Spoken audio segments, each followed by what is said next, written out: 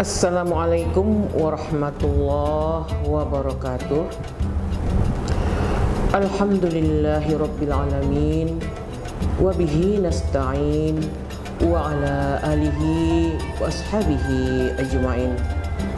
Rabbi shrah li sadri wa yassir li amri wahlul 'uqdatam min lisani yafqahu qawli, amma ba'd. Tentunya alhamdulillahirabbil alamin, puji syukur kehadirat Allah yang mana kita masih diberi kesehatan, umur yang panjang sehingga kita bertemu di bulan Ramadan ini untuk melaksanakan shaum Ramadan sebulan penuh.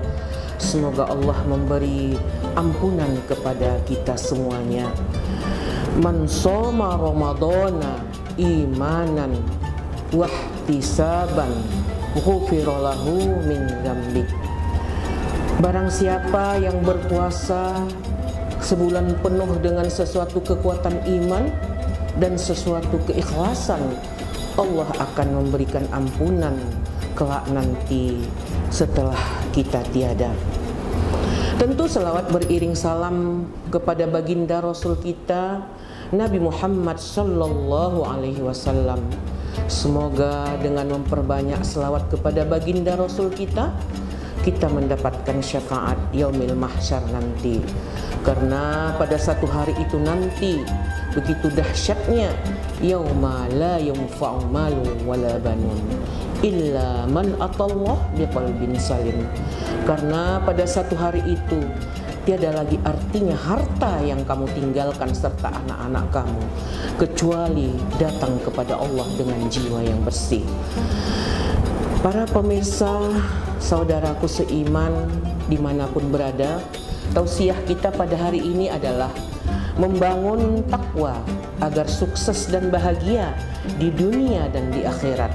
Tentu dalam hal ini Allah berfirman dalam surah Al-Baqarah ayat 197, Bismillahirrahmanirrahim, wa tazawwadu fa inna khairaz zadit taqwa wattaquni ya ulil albab.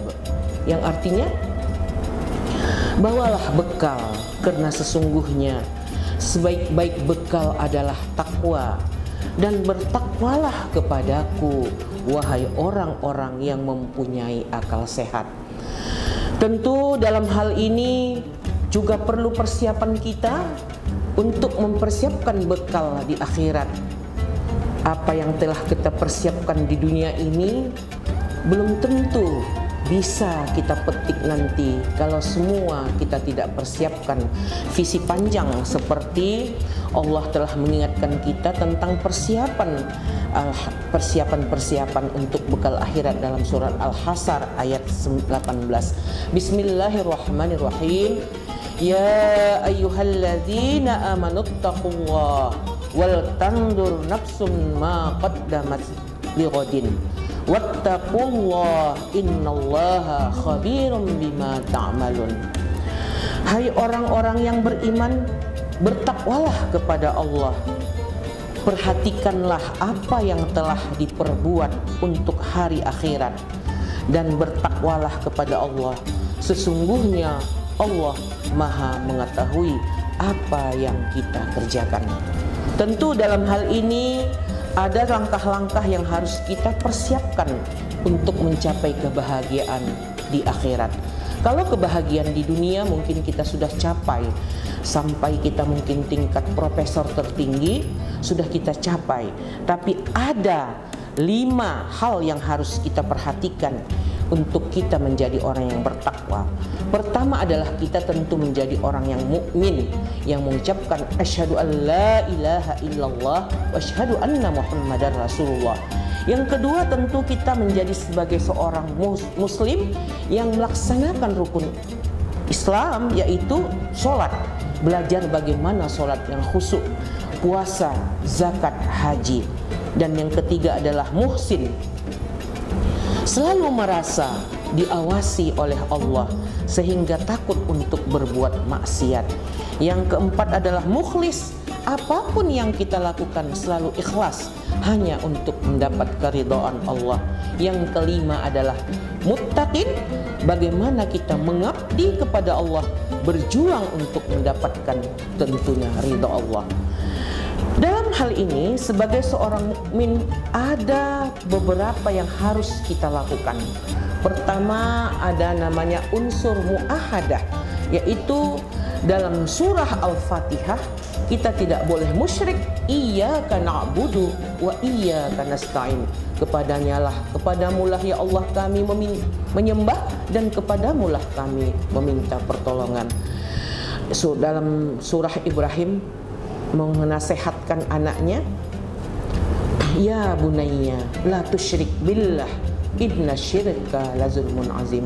Wahai anakmu, jangan kamu pernah mensyirikatkan Allah, karena mensyirikatkan Allah merupakan kezaliman yang sangat dahsyat. Yang kedua adalah unsur muraqabah, yaitu selalu merasa diawasi oleh Allah, sehingga kita tidak melakukan penyimpangan-penyimpangan dalam hidup. Profesi yang kita emban melekat bagaimana sebenarnya unsur-unsur untuk mendapatkan surga Jannatun Naim. Seorang dosen tentu profesinya bagaimana untuk mendapatkan kebahagiaan visi akhirat. Yang ketiga adalah unsur muaqabah, yaitu selalu memberi sanksi terhadap diri terhadap kesalahan-kesalahan yang telah kita lakukan. Jangan pernah kita ulangi lagi. Menyesal terhadap apa yang kita lakukan, segera wasari'u ila maghfiratin wa rahmah. Bersegeralah kamu kepada ampunan Allah yang ampunannya adalah luas langit dan bumi.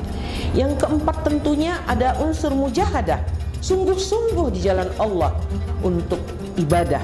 Istiqomah, kita paksakan diri kita untuk selalu istiqomah tahajud, untuk selalu istiqomah dalam sholat duha, istiqomah dalam tilawah.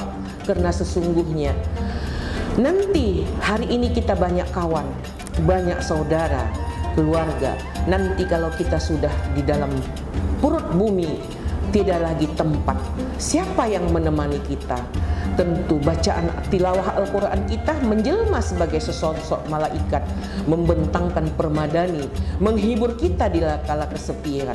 Tentu amal soleh kita sebagai visi bekal kita di akhirat kelak. Yang kelima adalah unsur muhasabah, yaitu ibadah, yang mana selalu menghitung-hitung, mengintrospeksi diri kita, apa yang sudah kita lakukan, sejauh apa. Mungkin di dunia ini sudah banyak investasi kita sudah mencapai umur 40, 50, 60, bahkan 70, belum juga sholat, belum juga belajar bagaimana untuk sholat yang khusyuk, belum juga menambah untuk tilawah, hafalan Al-Quran, belum juga istiqomah untuk tahajud dan duha.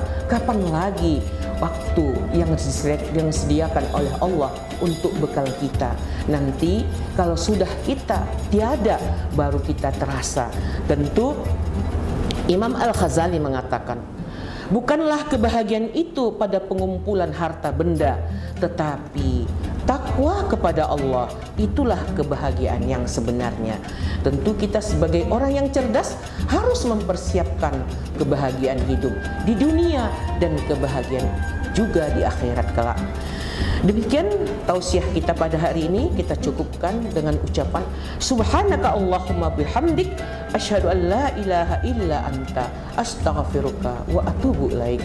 Wabillahi taufiq hidayah. Assalamualaikum warahmatullahi wabarakatuh.